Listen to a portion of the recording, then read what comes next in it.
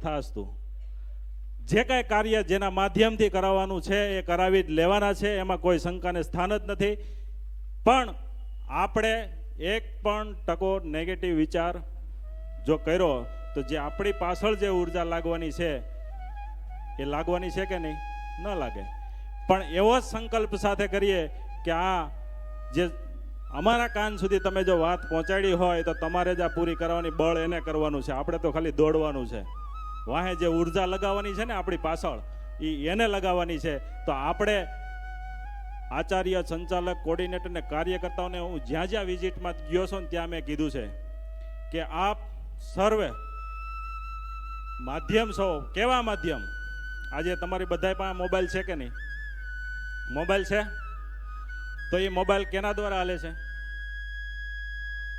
તમારી નજીકમાં ક્યાંક ને ક્યાંક ટાવર છે ત્યારે તમારે સિગ્નલ પકડાય. એ ટાવર કોની સાથે કનેક્શનમાં છે? ઉપર સેટેલાઇટ છે. દેખાય છે? આપણું સેટેલાઇટ આપણને દેખાય છે, મહેસૂસ થાય છે.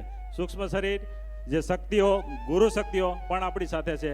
તો એવી જ રીતના જો ટાવર જ વીક પડી જાય તો મોબાઈલની રિંગ લાગશે?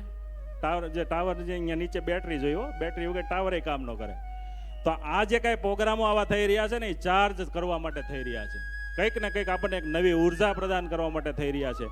તો એ જે ટાવર છે, જે સંચાલક, કોર્ડિનેટર, આચાર્ય, આ બધા એક ટાવરનો રોલ નિભાવવાનો છે. કે જે કાંઈ મેસેજ, જે કાંઈ ભાઈ તમે અમને આહ્વાન કર્યું છે એને અમે અમારા સાધકો સુધી પહોંચાડીશું. પછી કાર્ય તો એને કરાવવાનું છે, એની અંદર અમારો કંઈ રોલ નથી. અમારે તો શુદ્ધ ભાવથી જે મેસેજ આવ્યો છે એ મેસેજ ખાલી અમારે સાધકો સુધી પહોંચાડવાનો છે.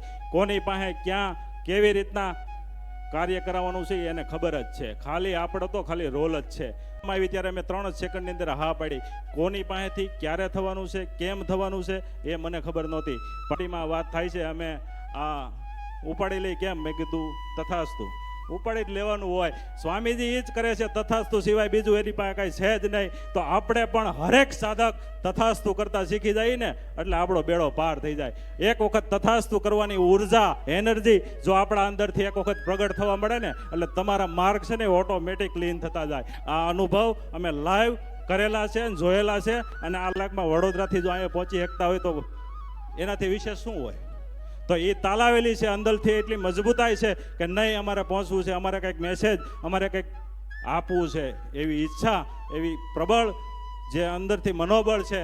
ત્યારે હર એક વ્યક્તિથી કાર્ય થાય છે. સ્વામીજીએ બધાની અંદર સમાન જાગૃતિ કરી છે કે કોઈને પકડીને એક્સ્ટ્રા ઉર્જા આપી છે એવું કંઈક બન્યું?